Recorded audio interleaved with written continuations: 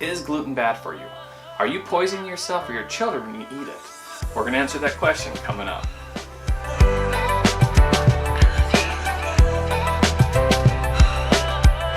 Welcome to Family Med. I'm Dr. Richardson, and this is your home for practical and accurate information to help your family make healthy decisions. This is the channel that focuses on bringing better health to your home. Welcome to a new series that we're doing here at Family Med, where we answer your questions. If you have a question for us that you would like us to answer, leave it in the comments below and we'll try to address it. And so you don't miss out on any of the important questions, make sure you hit that subscribe button and follow along with us. So today, the question that we're going to answer is whether gluten is bad for you. Is it the great poison that some make it out to be? Before we get to the answer though, let's do a quick review on what gluten really is. Gluten is a general term for proteins found in certain grains. They're most commonly found in wheat, barley, and rye. There are two main proteins, one of them is called gliadin and the other glutenin. These are the proteins that give breads and other foods made from them that doughy, stretchy consistency and allows them to rise. So back to the question, are they bad for you? Well, the short answer for most people is absolutely not. Now remember I said most people. In a second I'll let you know who doesn't do well with them.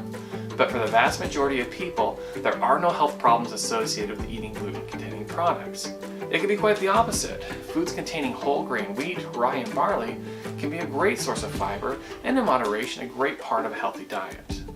Now, this doesn't count your refined and processed flours. These things you should always avoid for many different reasons that we won't get into in this video. Now, those who do have issues and should avoid gluten are a very small minority. These include conditions such as celiac disease, those with true allergies to wheat, and a more vague group that we are calling non-celiac gluten sensitivity. True celiac disease is where there's an autoimmune disorder, where the ingestion of gluten causes destruction of the lining of the small intestine that prevents proper absorption of nutrients. It's found in less than 1% of the population and is typically hereditary. This is diagnosed through some blood work and sometimes biopsies of the small intestine.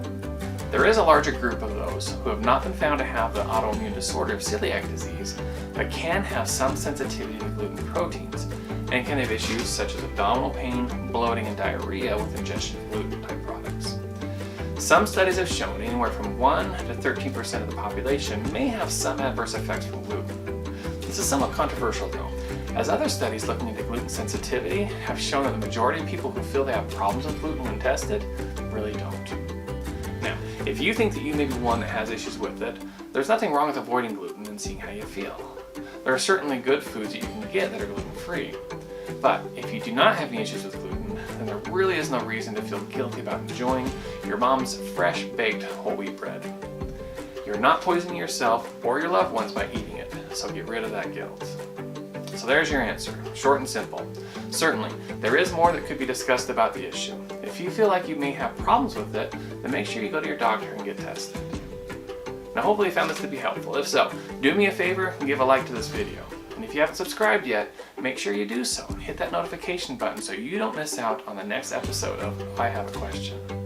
And if you do have a question that you're dying to find out, ask below and we'll try to answer it in a future video.